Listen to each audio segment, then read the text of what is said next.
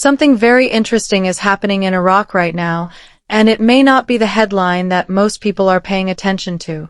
Over the last several days, we've seen two major developments emerge almost simultaneously. One involves technology and infrastructure. The other involves leadership at the Central Bank of Iraq. On the surface, these stories may appear unrelated.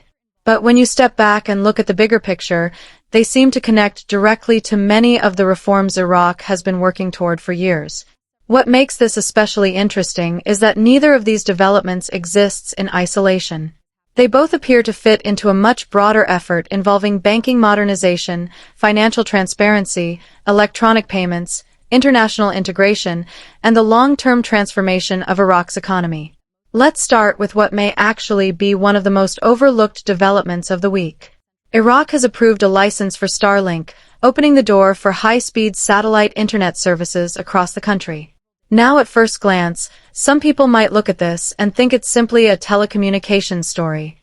Faster internet, better connectivity, improved access for citizens. And while all of that is true, the broader implications may be far more significant. For years, discussions surrounding Iraq have focused heavily on banking reforms, economic reforms, anti-corruption measures, foreign investment, financial inclusion, and modernization efforts. Yet one critical piece of infrastructure often gets overlooked: reliable internet access.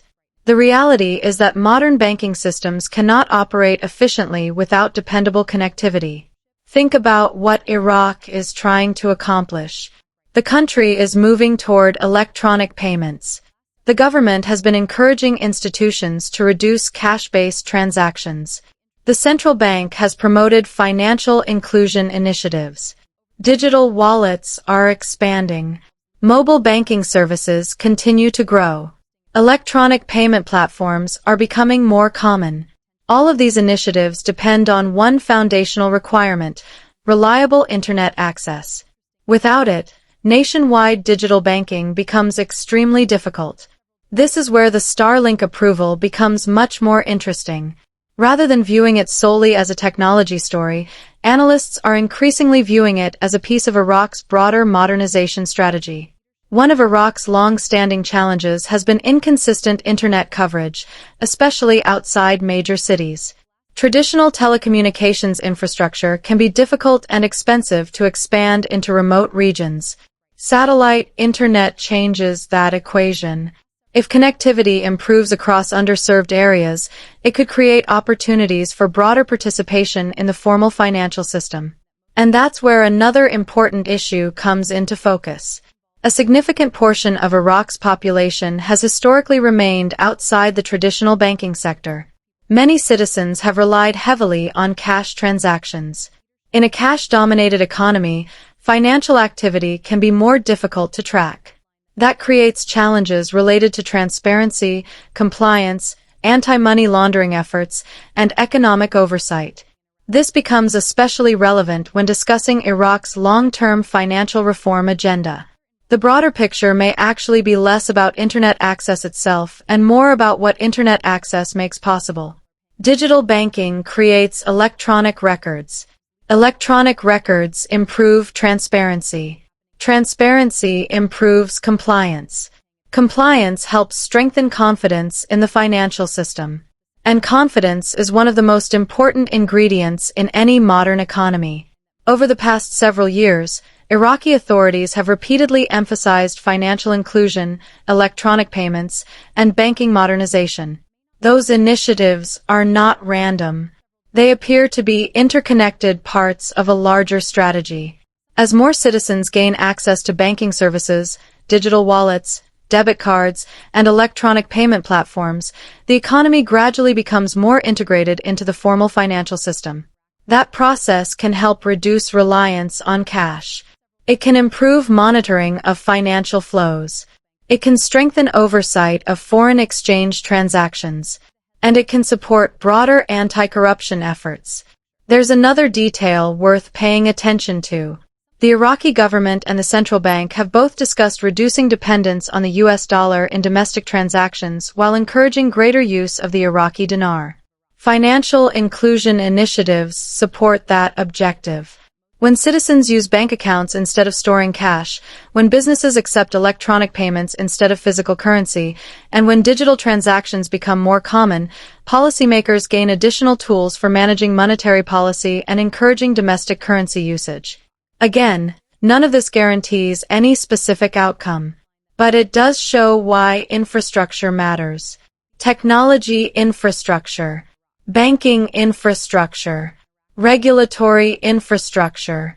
All of these pieces work together. And when you look at the reforms currently underway, it becomes increasingly difficult to view any single development as isolated. This becomes even more meaningful when viewed alongside discussions surrounding the hydrocarbon law. The HCL has remained one of the most closely watched topics in Iraq for years. While details and timelines continue to evolve, the law is generally associated with mechanisms related to distributing oil-related revenues to Iraqi citizens. If future payment systems become more digital, broader internet access and greater financial inclusion could play an important supporting role. Citizens need access to financial services. They need access to payment systems. They need connectivity. And that brings us back to why many analysts view the Starlink approval as much more than a simple telecommunications announcement. It appears to support several reform initiatives simultaneously: electronic payments, financial inclusion, digital banking, fintech expansion, connectivity growth, and broader economic modernization. But that's only half of the story. Because while attention was focused on the Starlink approval, another major development emerged from Iraq's financial sector. The central bank governor was replaced. This development immediately attracted attention because leadership changes at the central bank are rarely viewed as insignificant. The governor plays a critical role in monetary policy, banking regulation, financial stability, and international financial coordination. According to reports, Nazar Nasser has been appointed as the new governor. What makes this appointment particularly noteworthy is his professional background. Prior to this role, he reportedly led the central bank's anti-money laundering and counter-terrorism financing office. That experience places him directly within one of the most important areas of modern banking compliance. And compliance has become an increasingly important theme throughout Iraq's reform process. For years, Iraqi authorities have worked alongside international partners to strengthen oversight, improve transparency, and address concerns related to illicit financial activity. Anti-money laundering standards have become a central focus. Financial transparency has become a central focus. International banking compliance has become a central focus. The timing of this appointment therefore raises interesting questions.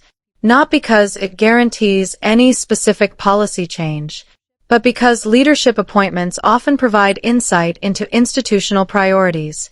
Nazar Nasser's background appears heavily focused on compliance, transparency, and international standards. Those priorities align closely with many of the reforms Iraq has been implementing. The broader picture may be that Iraq is continuing to position itself for deeper integration into the global financial system. And that's where comparisons with the previous governor become relevant. Former Governor Ali al-Alak oversaw an important period in Iraq's banking history. During his tenure, foreign reserves reportedly grew to more than $100 billion. Financial stability remained a major priority. Exchange rate stability remained a major priority. Monetary discipline remained a major priority. In many respects, his leadership focused on maintaining stability during a challenging period. Analysts often describe him as a stability-focused governor. That isn't necessarily a criticism. Stability is essential. No economy can build long-term growth without it. However, some observers believe Iraq may now be entering a different phase of development. After years of building reserves, strengthening regulations, and stabilizing financial systems, attention may increasingly shift toward modernization, integration, and expansion. Again, that remains interpretation rather than confirmed policy. But it helps explain why many analysts are paying close attention to this leadership transition. The implications become clearer when we examine both developments together. On one side, Iraq is expanding digital infrastructure through Starlink approval. On the other side, Iraq is placing a compliance-focused figure at the helm of the central bank. Both developments appear connected to transparency. Both appear connected to modernization. Both appear connected to integration. Both appear connected to long-term reform objectives. This is why many investors have described recent months as unusually active. Across multiple sectors, reform initiatives appear to be accelerating. Banking reforms continue. Electronic payment adoption continues. Financial inclusion programs continue. International banking relationships continue expanding. Digital infrastructure continues improving. Regulatory modernization continues advancing. And when viewed collectively, these developments create a picture of an economy undergoing substantial transformation. Of course, it's important to remain realistic. None of these developments confirm an immediate revaluation of the Iraqi dinar. No official announcement has been made. No confirmed timeline has been provided. And no policy decision has been publicly disclosed indicating that such a move is imminent. That distinction matters. The strongest analysis is always grounded in facts rather than assumptions. At the same time, it is equally important to recognize meaningful progress when it occurs. The reforms being discussed today are not theoretical concepts. They involve real policy initiatives, real infrastructure investments, real banking modernization efforts, real regulatory improvements, and real efforts aimed at strengthening Iraq's economic foundation. What happened next may help explain why so many observers remain optimistic. Reports indicate that U.S. Special Envoy Thomas Barak has been meeting with Iraqi Prime Minister Mohammed Shia al-Sudani during this same period.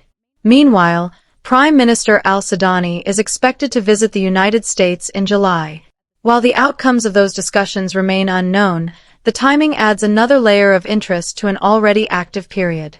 Analysts continue monitoring developments related to the hydrocarbon law as well. Some believe additional HCL-related news could emerge in the near future. Others continue debating the relationship between the HCL and any future currency-related actions. Some observers argue that the HCL may come first. Others believe certain monetary steps could occur before final implementation. At this stage, those questions remain unresolved. What is clear, however, is that multiple reform tracks appear to be moving forward simultaneously. And that may be the most important takeaway from everything we've discussed today. Technology infrastructure is improving. Banking systems are modernizing. Financial transparency efforts continue expanding. Electronic payment adoption is increasing. Financial inclusion remains a priority. International integration continues advancing. Whether viewed individually or collectively, these developments suggest that Iraq's reform agenda remains active and ongoing. For investors and observers alike, the key is to remain focused on measurable progress rather than short-term speculation. Watch the reforms. Watch the implementation. Watch the infrastructure. Watch the policy actions. Those are the indicators that provide the clearest picture of where things may be heading. As always, stay informed, stay patient, and continue evaluating developments based on facts rather than rumors. The coming weeks could provide additional clarity as these stories continue to unfold and as Iraq moves forward with its broader modernization efforts. If you found value in today's analysis, make sure to subscribe, leave a like, and share your thoughts in the comments below. I'd love to hear your perspective on these recent developments and which reform indicators you're watching most closely. Until next time, stay informed and keep your eyes on the bigger picture.